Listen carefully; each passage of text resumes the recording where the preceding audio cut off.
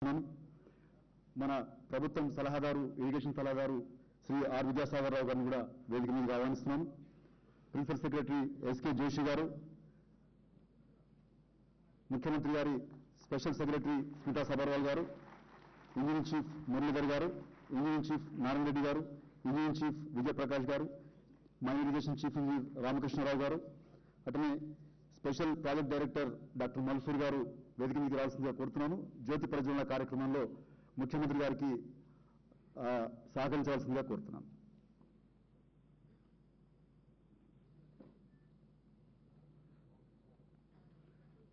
గౌరవ హోంమంత్రి శ్రీ నాయన నరసింహారెడ్డి గారిని కూడా వేదిక మీదకి సాదరంగా ఆహ్వానిస్తున్నాను. అతిథులందరూ వేదిక మీద అలంకరించాల్సిందిగా కోరుతున్నాను.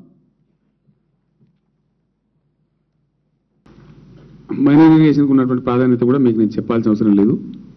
అది కూడా చాలా అత్యంత ప్రాధాన్యత ఉన్నటువంటి రంగం. వాటర్ షెడ్ అంటే ఏంది అనే దాన్ని 11వ శతాబ్దంలోనే ఆచరించి చూపెట్టినటువంటి రాజులు మన కాకతీయ రెడ్డి రాజులు. చాలా అద్భుతమైనటువంటి గొలుసుకట్టు చెరువుల నిర్మాణం చేసి ప్రపంచంలోనే ఎక్కలేనటువంటి అద్భుతం చేసి చూపెట్టినటువంటి వాళ్ళు మన కాకతీయ రెడ్డి రాజులు. ఆ విషయం మనకు తెలుసు. ఇలా తెలంగాణలో ఏ పల్లెలో, ఏ ఊర్లో, ఏ చెరువు కట్ట మీద పోయినా కాకతీయుల శిలాశాసనం మనకు దర్శనమిస్తుంది. 75 టీఎంసీల నీరు గోదావరి బేసిన్లో ఉన్నటువంటి మైనర్ ఇరిగేషన్ మనకు అలొకేషన్ ఉంది. 1974 నాటికే బచావత్ తీర్పిచ్చే నాటికే ఈ 265 టీఎంసీల నీటి నిల్వ సామర్థ్యం ఉన్నటువంటి చెరువులు, కుంటలు అన్నీ కూడా తెలంగాణలో నిర్మాణం అయి ఉన్నాయి. 1956లో తెలంగాణ ఆంధ్రప్రదేశ్లో కలిసే సమయానికి తెలంగాణలో 20 లక్షల పైచిలుకు ఎకరాలకు సాగునీరు అందేది. It was 20+ lakhs.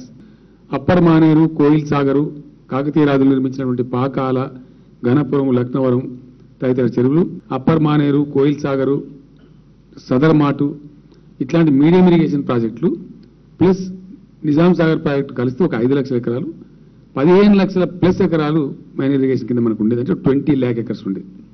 దురుద్దేశపూర్వకంగా Telangana minor irrigation వ్యవస్థ నాశనం చేయబడ్డది. ఇది చరిత్ర, అందులో ఎవరికి అనుమానం లేదు. నేను చూస్తున్నాగా, నా చిన్నతనంలో నేను చూస్తున్నాగానే అసలు ఈ యూరియా బస్తా వాడదామా వద్దా అని భయపడేది రైతులు. ఆ పరిస్థితి నేనే స్వయంగా చూసిన.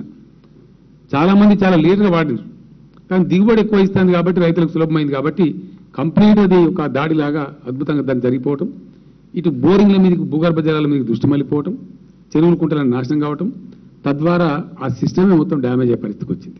హైయెస్ట్ నెంబర్ ఆఫ్ ట్యాంక్స్ ఉన్నది ఎక్కడరా బాబు తెలంగాణలో అంటే మహబూబ్ నగర్ జిల్లాలో. ఆ తర్వాత 2వ స్థానంలో బహుశా మెదక్ జిల్లా ఉన్నట్టుంది, మొదటి స్థానంలో మహబూబ్ నగర్ జిల్లా ఉంది. ఆ జిల్లాకే ఒక ఎస్సీ పోస్ట్ మంజూరు లేదు. అంటే ఎంత నెగ్లిజెన్స్ జరిగింది అంటే ఒక అవసరమైనటువంటి అధికారిని సమైక్య రాష్ట్ర ప్రభుత్వం వేయలే, వాళ్ళకి పట్టలేదు. ఈ చెరువు ఉంటే అది పోతుంది, వాళ్ళ కాలువ వాళ్ళని మంచిగా సాగాలి అంతే కిందికి. దాదాపుగా ఈ రాబోయే 4-5 సంవత్సరాలలో 50-60 నుంచి 70,000 కోట్లు ఖర్చు పెట్టే డిపార్ట్మెంట్ మైనర్ ఇరిగేషన్ డిపార్ట్మెంట్. ఇది ఎవరో చేయరు. మనకు వచ్చిన దరిద్రం కానీ, మనకు వచ్చిన జాడ్యం కానీ, మనకు వచ్చిన బీమార్ కానీ మనమే తక్కువ చేసుకోవాలి. పొద్దున్న లేచినాం, బద్ధకం ఉంది, మన ఇంట్లో చెత్త ఉంది, శాతనైతే లేదు, పక్కింట్లో వచ్చి ఊడుస్తాడా? సమస్య లేదు. మధ్యాహ్నం 3 గంటలకైనా మనమే ఊడ్చుకోవాలి, మళ్ళీ శరీరంలో ఒప్పుకు తెచ్చుకొని. పక్కింట్లో మాత్రం వచ్చి ఊడిపోడు. ఇప్పుడు మనకు సంభవించినటువంటి, మనకు సంక్రమించినటువంటి ఈ జాడ్యం కానీ, ఈ దురదృష్టాన్ని కానీ మార్చేయాలని ఇంకెవరో వచ్చి మార్చారు. అది మనమే చేయాలి, మీరే చేయాలని చెప్పి మనం చేస్తూ ఉన్నాం. అయితే ఈ 45,300 చెరువులు ఏదైతే ఉందో దీన్ని మేము పెట్టుకున్న లెక్క ఏంటంటే, ఎట్లా ఒక దగ్గర ఒక చెరువు బాగు చేయడానికి మనం అనుకున్న ఎట్లా బాగు చేయాలని నేను చెప్తాను మీకు. ఎట్లా చేస్తామనేది, ఒక దగ్గర మనకు 50 లక్షలే పడతాయి కావచ్చు, ఒక దగ్గర 80 లక్షలు పడతాయి కావచ్చు, ఒక దగ్గర 15 లక్షలతో అయిపోతుంది కావచ్చు. అది ఆయా పరిస్థితిని బట్టి ఉంటుంది. మన ఇంజనీర్లు మీరు నిర్ణయం చేస్తారు, అది మీరు ఎస్టిమేట్ తయారు చేస్తారు.